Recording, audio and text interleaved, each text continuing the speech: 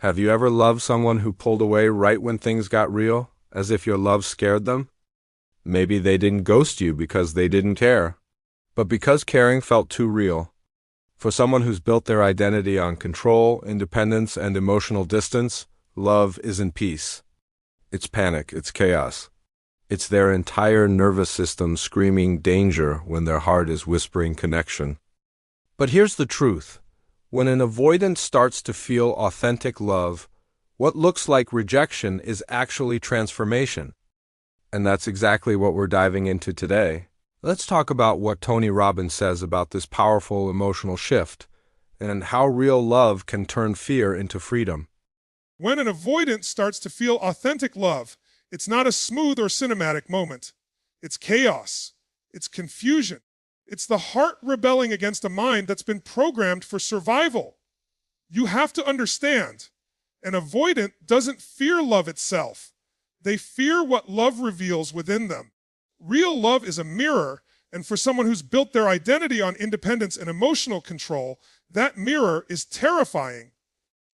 When you get close enough to see past the mask, when your presence reaches a part of them that's never been touched before, it shakes their system. The avoidance instinct is to retreat, not because you did something wrong, but because being loved without conditions exposes everything they've worked to hide: the wounds, the insecurities, the deep sense of unworthiness that whispers, "I'm not enough."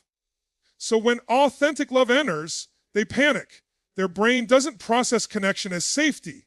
It interprets it as danger. That's the paradox. The closer you get to their heart, the stronger their fear response becomes. They may start pulling away, going silent, or acting distant. But behind that withdrawal isn't indifference. It's emotional overload. It's like their nervous system is short, circuiting under the weight of something it doesn't know how to regulate. Imagine living your whole life believing closeness equals pain. Then suddenly, someone comes along who offers love without judgment, consistency without chaos, affection without strings. It's not soothing, it's disorienting. It feels too good to be safe, too stable to be real.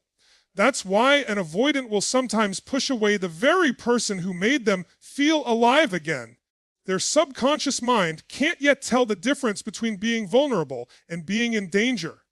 Authentic love forces the avoidant to confront an identity crisis. Because for them, self-protection has always been survival. They've built their strength on emotional distance, on the ability to withdraw before they get hurt.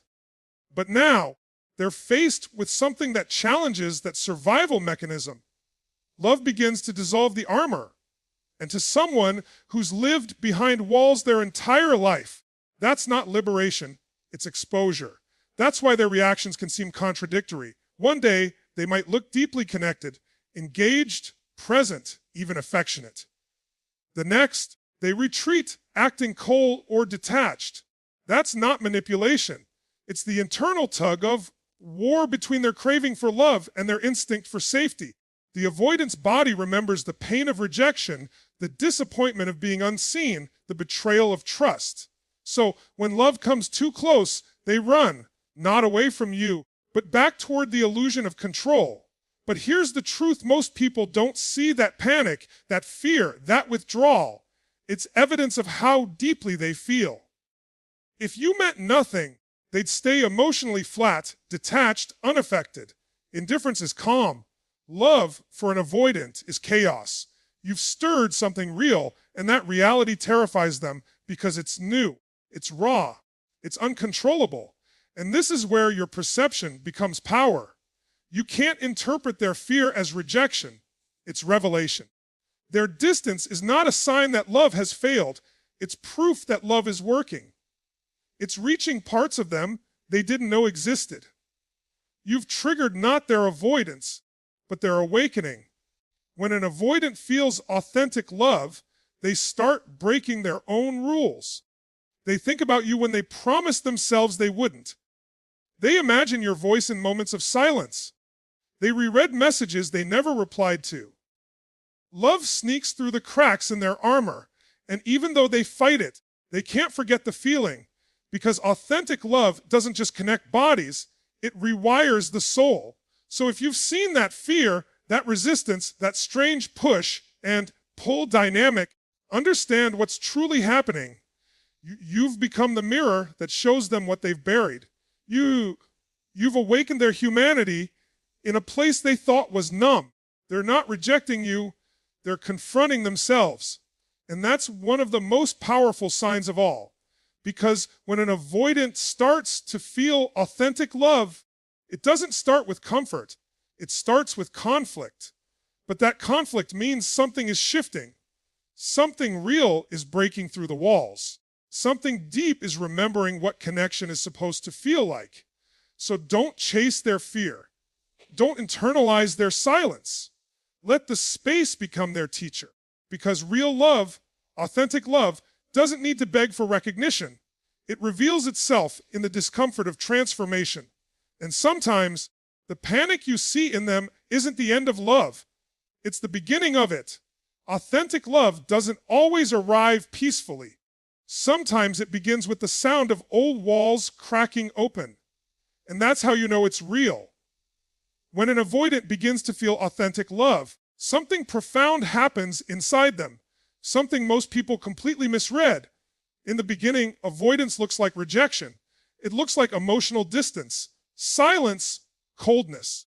But underneath that surface, something much deeper is happening.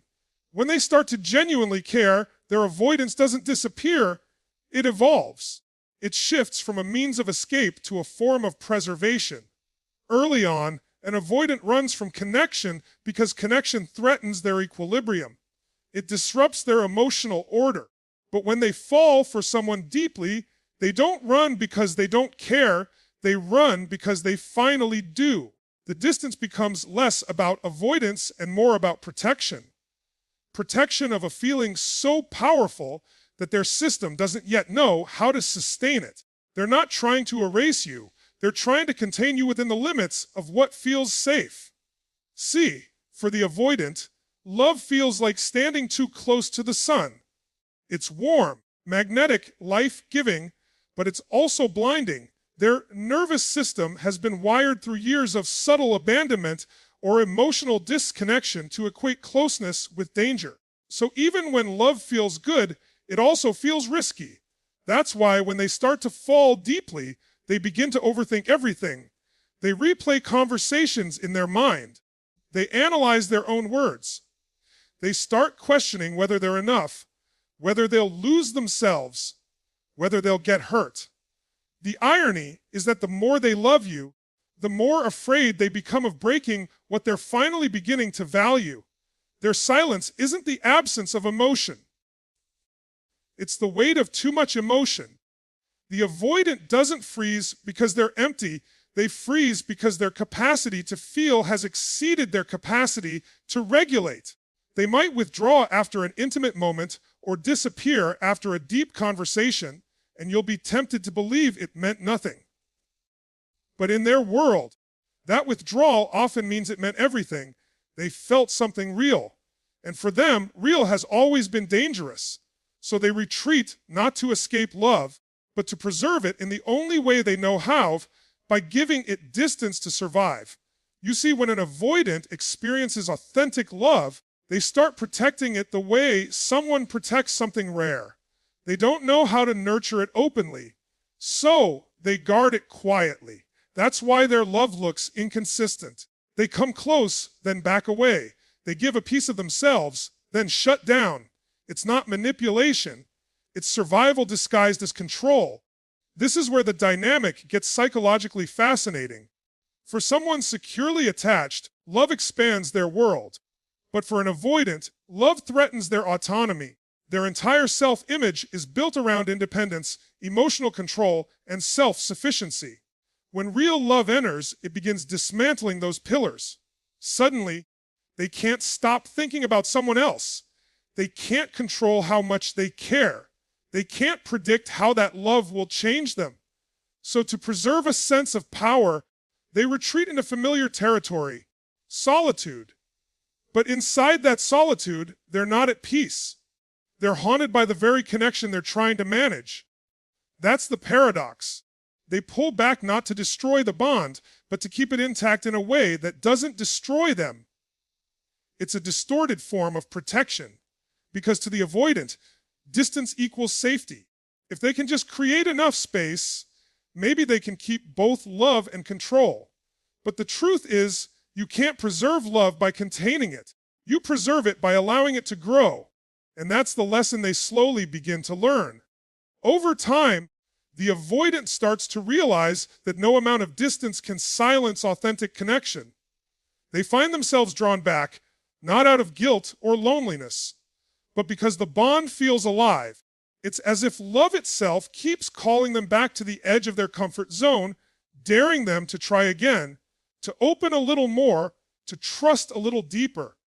They begin to sense that real safety doesn't come from control. It comes from vulnerability. And that's the quiet transformation that starts happening inside them. The love they once ran from becomes the very force that teaches them emotional courage. What they once tried to preserve by hiding, they now begin to preserve by showing up. The relationship stops being a threat and starts becoming a mirror, reflecting not just who they fear they are, but who they have the potential to become. So when you see an avoidant withdraw after connection, don't mistake it for disinterest. That's love learning how to breathe through fear. That's a heart that's never been allowed to stay open for too long, trying to survive what feels like too much truth at once. Real love doesn't make an avoidant run to escape. It makes them run to preserve. But preservation is the seed of transformation. And when they realize love isn't meant to be protected from, but protected by, that's when everything changes. Authentic love doesn't chase them. It waits for them to realize that safety was never in the distance. It was in the connection all along. When an avoidant begins to feel authentic love, something subtle yet extraordinary starts to unfold, something you might not notice unless you look beyond the surface. You'll start to see them mirroring you. Not deliberately, not manipulatively, but instinctively. It's one of the most revealing signs that love has penetrated their defenses. Because for someone who spent most of their life emotionally detached, mirroring isn't just imitation, it's intimacy in disguise. You see, the avoidant mind doesn't understand love in the same way others do. Love isn't comfort, it's curiosity. It's a deep, unconscious pull toward what feels emotionally foreign. When they begin to fall for you, their nervous system starts recalibrating. They begin absorbing your rhythm, your speech patterns, your tone, your expressions, even your energy. It's as if their system is saying, "This is what safety feels like. Let me learn it." They won't say that out loud, of course. Avoidants are masters of emotional control. But deep beneath their composure, their subconscious is working overtime. They begin to mirror the energy of the person they love, because that's their first step toward connection. And it's fascinating. This mirroring isn't about deception. It's about belonging.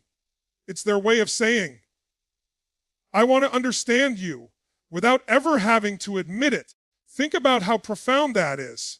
For someone who has always valued independence, who has feared dependency, to start subconsciously aligning with your emotional state means something powerful has shifted. The walls they built for safety are no longer their fortress. They're becoming their prison. And love is the first thing that makes them want to escape it.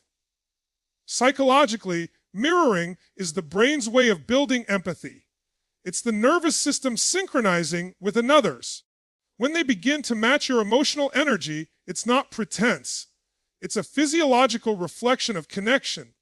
They begin to feel what you feel. When you're calm, they're calm. When you pull back, they sense the absence like a vacuum. Their emotions start responding to yours, even when they try to suppress it. That's how you know you're no longer just a person in their life. You've become part of their emotional ecosystem. Now, this is where it gets interesting. At first, they don't even realize it's happening. They might find themselves thinking like you, speaking like you, even adopting your mannerisms. It's subtle, small things. They send a message the way you would. They use your phrasing. They respond to stress the way you do. It's not mimicry, it's resonance. They're tuning into you like a radio trying to find the right frequency. And the reason that's so significant is because avoidants don't mirror everyone. In fact, they spend most of their lives avoiding emotional resonance altogether. They keep people at arm's length to prevent any influence over their internal world. So when they start mirroring someone, it means that person has reached a depth in them that few ever do. They've breached the emotional firewall. This mirroring also reveals a deeper truth about love itself. It's contagious. Emotional energy transfers. And when love is authentic, it doesn't demand. It invites. It doesn't chase. It radiates. You become the emotional anchor that teaches them how to feel safe without withdrawing. Your stability regulates their chaos. Your calm disarms their fear. But here's where many people get it wrong. When they notice an avoidant mirroring them, they assume control. They think they're being imitated or manipulated. No. What's really happening is that the avoidant is learning connection through you. They're beginning to internalize the emotional patterns they never had modeled for them. You're not controlling them, you're awakening them. And as that mirroring deepens, you'll notice something even more beautiful. The dynamic shifts. They start mirroring not just your surface behaviors, but your emotional courage. They start opening up little by little.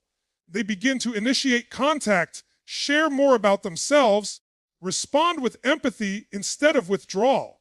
It's as if your emotional energy gave them permission to explore a new part of themselves, a part that's been dormant but waiting. That's the moment when you realize love isn't just a feeling, it's an education. It teaches both people how to speak a language that words can't translate. For the avoidant, mirroring becomes their first vocabulary in that language. It's the unspoken, I feel what you feel, that marks the beginning of genuine intimacy. So when you see those moments, the subtle imitation, the energetic reflection, the emotional sensing, don't overlook them. That's not coincidence. That's connection. It's love speaking through behavior when words are still too dangerous to use. Because when an avoidant begins to mirror you, it's not about control. It's about surrender. It means their emotional armor is softening, their body is beginning to trust, and their heart, though still quiet, is starting to echo yours. When you become the calm they unconsciously mirror, you're not just loved, you're trusted. And for an avoidant, trust is the loudest. I love you, they'll ever say without words. When an avoidant begins to feel authentic love, something inside them shifts from curiosity to crisis. What once felt like control begins to feel like chaos. This is the moment when their fear of losing you becomes existential, not just emotional. Because now it's not about losing a person. It's about losing the one experience that finally made them feel alive. You have to understand something about the avoidant psyche. Detachment has always been their shield. It's how they survive. They tell themselves they don't need anyone, that solitude is power, that feelings only complicate things. But authentic love exposes that illusion. It touches the part of them that craves connection more than control. And that's when the panic sets in. Because suddenly, they realize that if you walk away, you're not just leaving their life. You're taking the mirror that reflects their humanity. See, for most people, losing love hurts. For an avoidant, losing authentic love threatens their entire sense of self. It's not just heartbreak, it's identity collapse. Because the person who made them feel seen becomes the proof that they were never truly unreachable. You didn't just connect with them, you decoded them. And when someone sees through the armor stops working. That's why they can't get you out of their mind, even when they're silent. That's why they replay moments over and over. They're not just reminiscing. They're trying to make sense of something that broke every rule they've lived by. You became the contradiction they can't resolve. The person who got close enough to touch their fear and didn't run from it. The one who showed them that intimacy doesn't have to mean entrapment. This realization terrifies them because it exposes the truth they've avoided all their life. Their detachment was never strength. It was protection from pain. And once they've experienced genuine connection, that protection starts to feel like suffocation. That's why avoidants often spiral after losing someone they loved authentically. Outwardly, they look composed, indifferent, even cold. But internally, they're unraveling. Their sense of order collapses because now they know what emotional safety feels like, and they can't unlearn it. The fear of losing you becomes so powerful because it forces them to confront what love really means. Love isn't a transaction. It's not a game of control. It's an emotional ecosystem, fragile, unpredictable, alive. And for the first time, they're part of it. But love requires something they've never fully given before: surrender. And surrender feels like death to someone who's lived on self-preservation. You might wonder, if they love so deeply, why don't they just say it? Why not just hold on tighter instead of pulling away? The truth is, the closer they feel to you, the more exposed they feel to loss. And that exposure threatens everything they've built to survive. So they do what they've always done: they retreat. But now that retreat feels hollow. The solitude that once felt safe now feels empty. They crave the connection they once feared. That's the paradox of the avoidant heart. Love turns their fortress into a cage. What once protected them now isolates them from the very thing they need.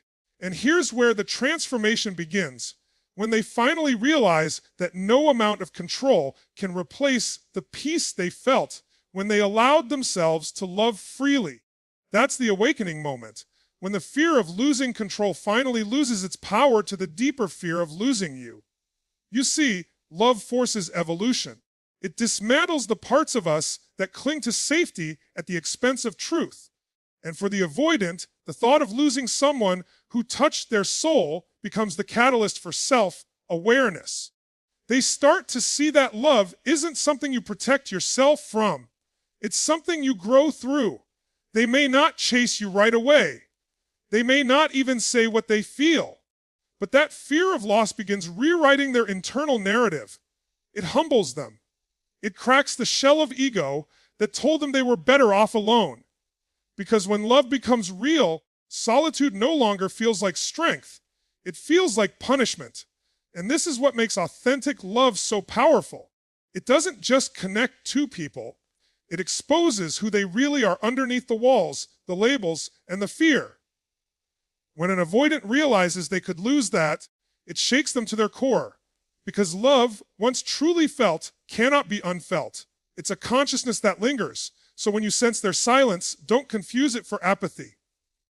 Often, that silence is them wrestling with the realization that they've found something worth losing. And that realization scares them more than love itself ever did. Because the moment an avoidant realizes that losing you means losing the only person who made their solitude feel empty, that's when love stops being fear and starts becoming truth. When an avoidant begins to feel authentic love, they don't suddenly transform into someone emotionally expressive or fluent in vulnerability. They don't start writing love letters or giving passionate speeches about how much you mean to them. Instead, something far more subtle and often misunderstood starts to happen. They begin to love you in their own language, a language built not on words, but on actions that seem small to the untrained eye, yet are massive steps for someone who's spent their whole life avoiding emotional exposure. An avoidance version of love isn't always poetic. It's practical. It's in the way they show up when they normally wouldn't. It's in the quiet gestures, the random text to check if you got home safely, the way they fix something for you without being asked, or remember a detail you thought they'd forgotten. Those aren't coincidences. That's how they express care without admitting dependence. Because for them, to love openly feels like surrender, and surrender feels dangerous. You have to understand, an avoidance emotional wiring has been shaped by one defining belief, that closeness equals loss of control. When they were young, vulnerability may have been punished, ignored, or misunderstood. So they learned that love must be managed, not felt. But when they encounter someone who awakens genuine emotion, those old rules start to clash with a new reality. Their instinct is to care, but their conditioning tells them to hide it. So they find a middle ground. They love quietly through actions that preserve their dignity while still letting you in. This is why so many people miss the signs of authentic love in an avoidant. They expect words. They expect consistency. But for the avoidant, love is a balancing act between fear and desire, closeness and control. When they care, they often express it in fragmented doses, small gestures that feel safe enough to offer without exposing their full heart. It's not because they love less. It's because loving deeply has always felt like walking barefoot on broken glass. Every step closer is an act of courage. Now, here's the paradox. The deeper they fall, the quieter their love can seem. Because to them, love means vulnerability, and vulnerability is their greatest threat. So they build layers of subtlety into their affection. They might not say, "I miss you," but they'll check in to see if you ate. They might not say, "I need you," but they'll appear in moments when you least expect it. That's their version of, "I'm still here," even when their fear of exposure won't let them say it directly. And if you pay attention, you'll notice something beautiful. Over time, their love evolves. It goes from being transactional to being transformational. In the beginning, they give cautiously. But as they start to feel safer, when they sense that your love doesn't demand performance, their gestures become less calculated, more natural. They start doing things not out of fear of losing you, but out of a genuine desire to contribute to your happiness. That shift is monumental. It's the moment when love stops being strategy and starts being surrender. Philosophically, this is the essence of what makes love such a powerful force for change. It's not just about how it feels, it's about what it reveals. For the avoidant, love reveals their humanity beneath the armor. It brings forth the tenderness they've buried beneath layers of logic and control. Each act of quiet affection is a rebellion against their conditioning. Every small moment of openness is a micro victory over fear. So when you find yourself frustrated because they're not as expressive, remember that you're not witnessing indifference. You're witnessing transformation. You're seeing a human being unlearn survival patterns and slowly, painfully, learn intimacy. That's not weakness, that's bravery. Because for someone who's lived their life in emotional isolation, showing love at all is an act of immense strength. And this is where your role becomes equally important. You don't teach an avoidant to love by demanding it in your language. You teach them by recognizing it in theirs.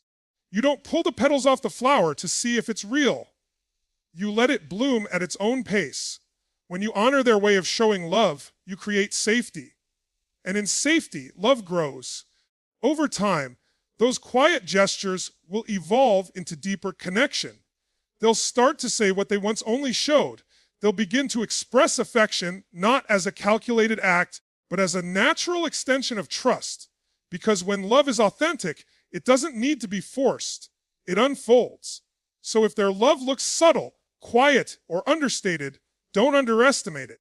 Those small moments, the text, the help, the concern, are the avoidance way of saying, "I care, even though it scares me."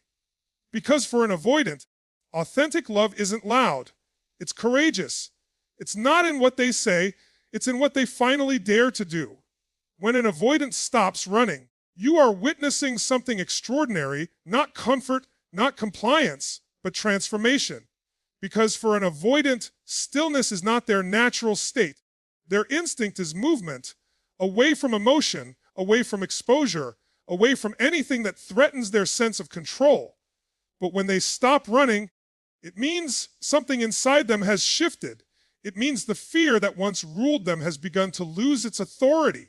It means that love has reached a place that fear can no longer dominate. You see, for most avoidants, love has always been a battlefield between longing and self-preservation. They crave closeness just like everyone else, but they fear the vulnerability it demands. Their emotional reflex has always been retreat, create distance, regain control, re-establish safety. But authentic love changes that reflex. It doesn't force them to stay. It teaches them that staying doesn't have to mean losing themselves. That's the moment when silence turns into reflection, when withdrawal becomes awareness. They start realizing that avoidance may have protected them, but it also isolated them from the very thing they've always needed most: connection. That's the paradox of healing for an avoidant. The very thing they used to protect their heart becomes the cage that suffocates it. They start to recognize that running doesn't resolve the fear, it reinforces it. Every time they leave, they prove to themselves that closeness is unsafe. But when they finally stop, when they let themselves remain in the discomfort of connection, something begins to shift neurologically and emotionally. Their nervous system starts to recalibrate. Their mind begins to understand that safety isn't in solitude, it's in stability. And what's fascinating is that this transformation doesn't happen through confrontation. It happens through experience. The avoidant doesn't stop running because someone forces them to stay. They stop because they feel something different. They encounter a love that doesn't demand, that doesn't chase, that doesn't punish. They experience presence that doesn't pressure. And in that stillness, their fear begins to dissolve. For the first time, they realize they can love without losing control. They can open without being consumed. This shift is both psychological and spiritual.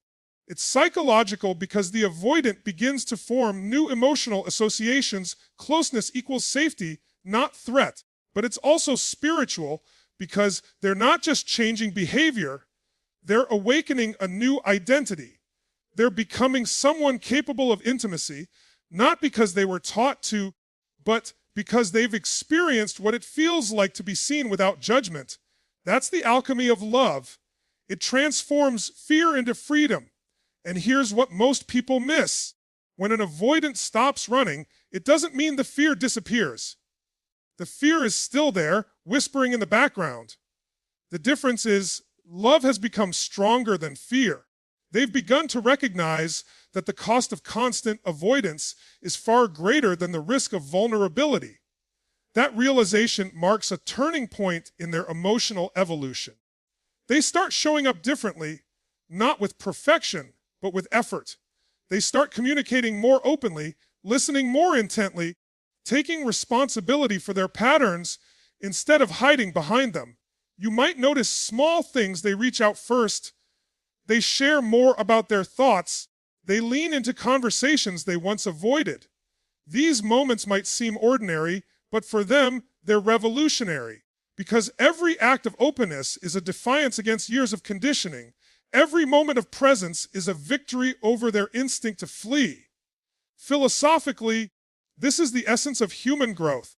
True transformation doesn't come from running away from what scares us.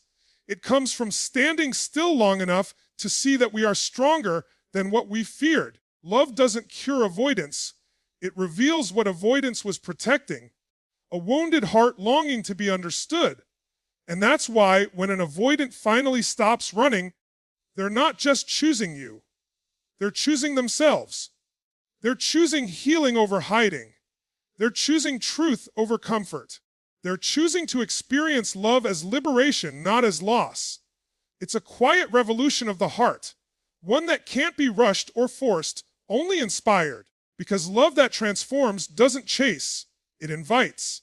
It doesn't break walls. It waits for them to fall on their own.